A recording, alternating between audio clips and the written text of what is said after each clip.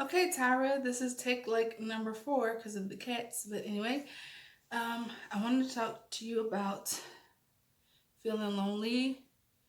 Today, we felt lonely, and it was as if the walls were caving in on me, and I might have been screaming for help or something, and there's no one there to help me. So, what I did was I tried to distract myself from the feeling. And I'm learning now that when I start to feel lonely and alone, that I will take my mind off of things that's going on in my head. I take my mind off of trying to be suicidal. Because I'm not going to lie, I felt really suicidal today. But it wasn't until I realized, like, okay, I can't start thinking that way. Like, as soon as I started thinking, like, okay, I got razors, I have pills, I'm like, all right, stop thinking that way and do something. So I'm like, all right, if I feel suicidal, I'm going to turn on my camera and I'm going to start talking about it. So that was one way for me to be like, okay, you got a handle on this. Because for me, the suicidal thoughts can be from like feeling like there's nobody around. Like everybody has somebody and I don't have nobody. So I start thinking that way. And then after I start thinking about all the times that somebody did something bad to me, or sometimes what I've done to people, and that's probably why I'm so alone and stuff. So like one thought goes into a thousand other thoughts, and I just was like, you know what? No, we're not gonna think that way. We're not gonna stay in the bed. We're gonna get out of the bed. We're gonna do something with the hair, do something with the makeup, and we're gonna try to figure this thing out. And I thought the first step was, I've been doing the video therapy thing, so do that. And a part of me was like, no, I don't feel like doing it. Um, but I was like, all right, I'm gonna do it. Go ahead, go ahead, go ahead. So here we are. And I feel like, this was a great step to show that I got a handle on things sometimes. Like sometimes, not all the time. But this was a great way to say, okay, you know what? You feeling suicidal?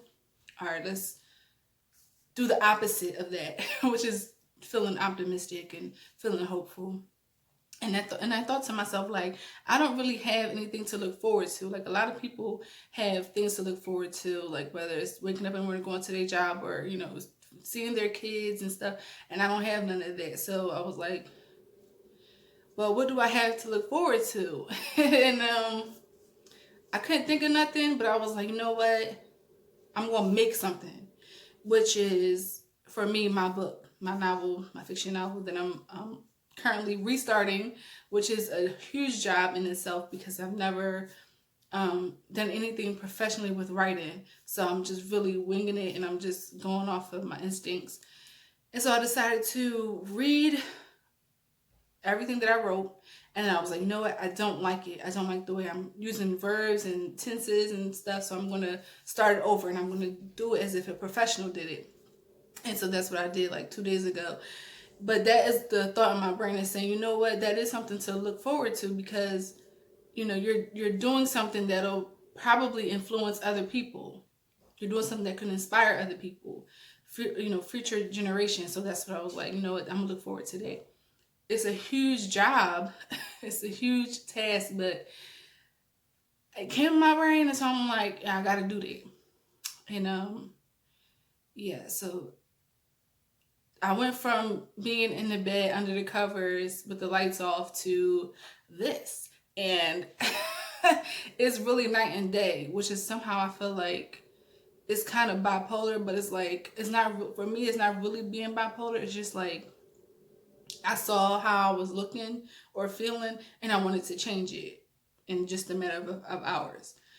And that's why I feel like I'm going to forever be alone because, I don't need nobody. I'm not dependent on anything or anyone. And I feel like people like that, they tend to always be alone, no matter who's around or who wants to be around. If you can always get yourself out of situations, you're going to always feel like I don't need anybody.